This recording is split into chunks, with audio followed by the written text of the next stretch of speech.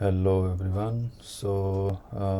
I was recently reading Pinterest engineering blog, and I read few papers, few articles, uh, and this was one of the recent ones that got posted there, and that's what I'm going to talk about. So this topic is improving Pinterest search relevance using large language models. So what this is talking about is the search feature on Pinterest page, right? So how they are trying to improve the relevance of that means what query you put and what results you get. So the results should be as relevant as possible to the query, right? So that's what. So they have used large language models to improve the relevance of the search results in Pinterest search feature. So this is the link of the article. The channel right now, uh, I think, because it's quite new, it does not allow me to put links, but still I will put it in description. I'll see. But let's go with it. So that's the background, right? So you understood the background. So in Pinterest, you have search box. You search there, and you get the results. They want to improve the relevance of your search results to the query you put. Okay, so and search results. What does it give in the search results? The pins, right? So Pinterest has pins. If you know, you can visit the Pinterest website once.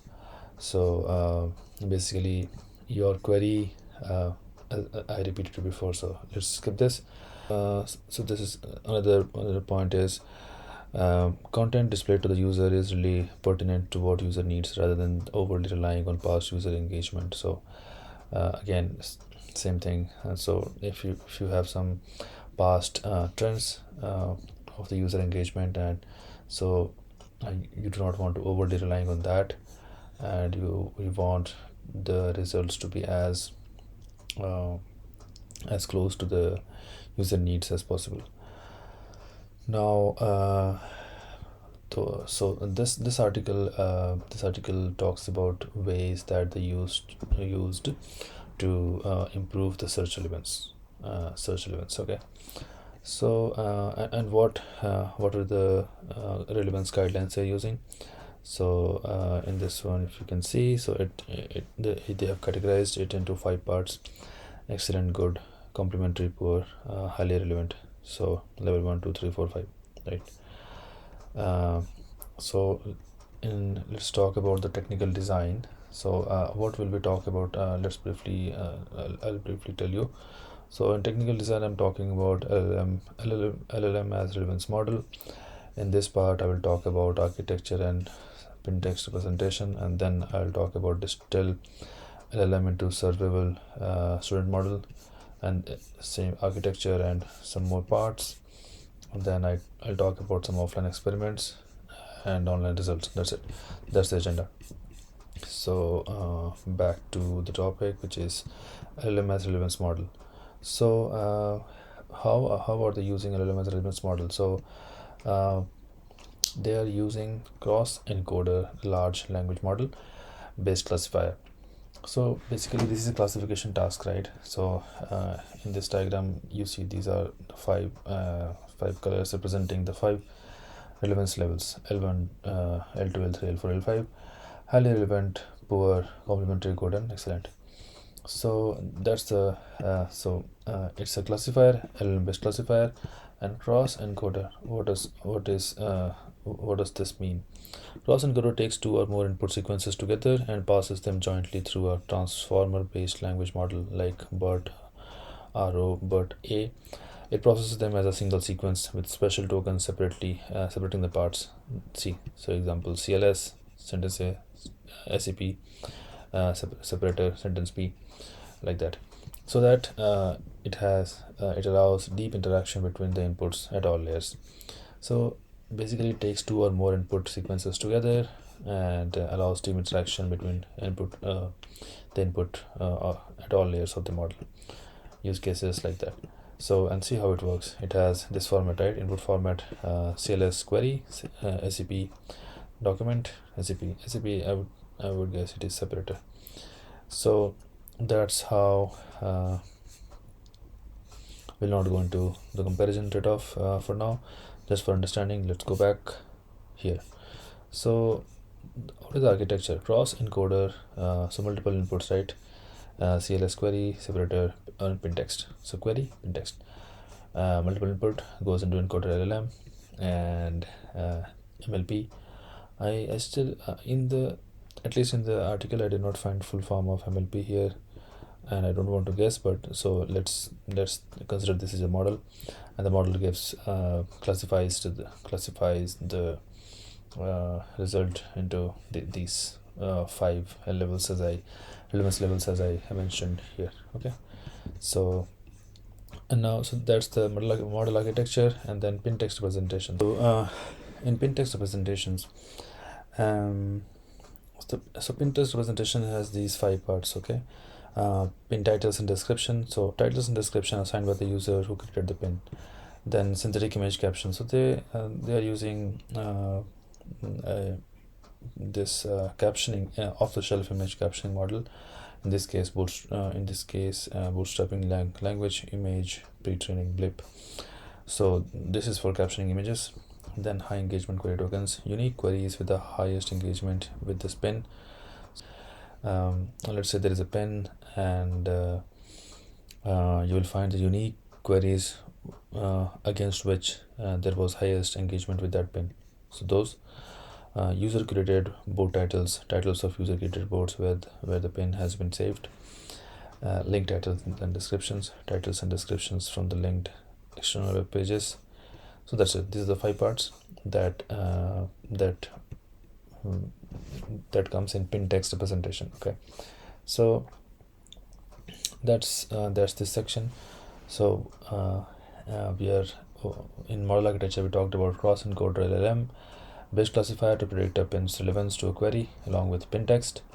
And pin text, what is pin text? Pin text is represented by these 5 parts. That's it. Okay, now the next section talks about distilling this large language model into surveyable student model. So why is there a need of a surveyable student model? So it will come here. So cross encoder LLM based classifier is hard to scale. Why? Due to cost and real-time latency. So this is slow. Okay, and there is a cost involved to it. So they want to instead of directly using this one, they are trying to make a student model, they're calling it, so that it is faster. And how will they make the student model? So that becomes teacher model basically, and they're trying to make a student model. So knowledge distillation used to distill the LLM based teacher model into a lightweight student relevance model. And how is this model, student relevance model, made? We'll come to it now. The student model served online uses the following feature. What are the features? Query level features, pin level features, and query pin interaction features. These are the 3 parts: query level features,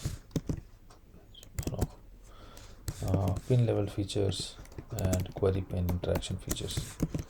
So query level features has what? Query interest features, shopping interest features, and search sage query embedding. So this search sage again redirects to another paper,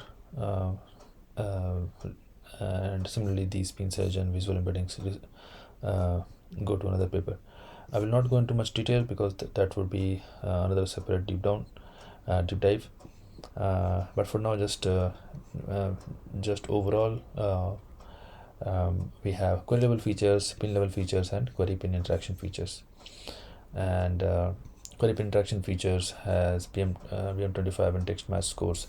BM25, if you know, let me see if I have it here. That's just a score. Okay, see, BM25 short for best match 25 is a classic ranking function used in information retrieval. Okay. What does it give? It estimates the relevance of documents to a given query. Okay, now see, so So what did we talk about? So we have pin features, query level features, and pin query text match, and that is taken into consideration for the student model, and that gives 5 scale and that generates results into again 5 scale relevance, and it is using cross entropy loss function. If you know a little bit about loss functions used, so LLM teacher model prediction, the one we talked about before, that has prediction, and this one and the student models model training is being done, and the loss function used for the prediction to the actual for that it uses cross entropy loss function. Cross entropy loss function, if I can show you, what is that? Very short. See, cross entropy loss is one of the most commonly used loss functions in machine learning, especially for classification tasks. Okay, so that's all to know in short. But this is the student model architecture, and then there is one more part, which is semi-supervised learning. So what they say is they employ LLM based teacher model, which is this one, which we talked about at the beginning, to generate 5 scale relevance labels on a daily logged large search engagement and impression data set with billions of rows. So there are daily engagement on the search feature, right? So on the logs of that, they apply the LLM based teacher model to generate 5 scale relevance. Okay, and now that labeled data set is subsequently used to train the smaller model. Okay, so that's semi-supervised learning. So so relevance score coming from here plus engagement prediction from here, both are used to finally make to have final ranking of search results. So that is that, and again, so they use the existing data. So what was the data? There are human labeled data. See, these go into data. Okay, then this the daily this thing, where was it? So daily logged large search engagement and impression data set, that is data, but they want to expand the data as well.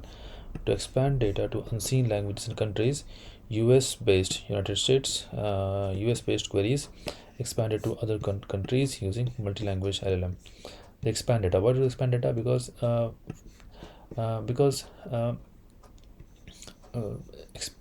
data expansion helps in improving the search relevance. I'll come to it later. There is point on this. So they expand data to unseen language and countries using multilingual LLM. Okay, now we come to offline experiments. So in offline experiments, they have tried to use different large language models, and there were few models there, and Llama 3 with 8 billion parameters. That one was coming to be most efficient in 5 scale accuracy. And next, they found out that enriching text features helps. So how do you enrich text features? So see, initially, if you just use synthetic image caption, remember, there was a model blip to create synthetic image captions. So it is saying, if you keep increasing the text feature, so initially you just use synthetic image caption, then you have this accuracy 0.457, but this increases if you keep adding more text features. So if you add pin title and description, link title and description, user curated board titles, high engagement query tokens, so that helps in improving the accuracy. And they also scale up the training data through knowledge distillation and semi-supervised learning. Knowledge distillation, semi-supervised learning, we just talked about here, right? Knowledge distillation, and this part, and wait, what happened? and semi-supervised learning, this part. So now for to evaluate the results, they compared with human annotators. So they had human annotators mark the levels for subdata sets, and they checked it against the result coming from the model. And similarly, they checked the search fulfillment rate, which is number of search sessions that result in a high significance user action. So they see the improvement in relevance also resulted in increased fulfillment in non-US countries despite not having annotated data available for those countries during model training. So through increased search fulfillment rate in non-US traffic, and since they did not have training data on that, so they know that the model is performing well. So those are the evaluations they have, and that's it. So what did we look at today? We looked at Pinterest's architecture of improving search relevance, so against queries, and how they are using large language models capabilities to achieve this. Okay. And they have 5 levels of relevance levels. They have this encoder LLM, cross encoder LLM, which is the teacher model, but this is slow. So and pin text representation has these pin title description, these 5 parts to it. Then this teacher model is slow and costly, so they make a student model. Student model is compared against values from the LLM teacher model. And semi-supervised learning, in this one, the daily logged search engagement and impression data set, over that the teacher model is applied,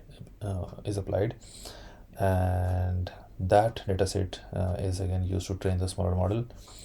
And they expand the data to unseen languages and countries using multilingual LLM. And in offline experiments, they found that enriching the text features help. How do they enrich? So these are the synthetic image caption plus pin description plus this, and the result evaluation using human annotations against the model results. And similarly, search fulfillment rate increased in even non-US countries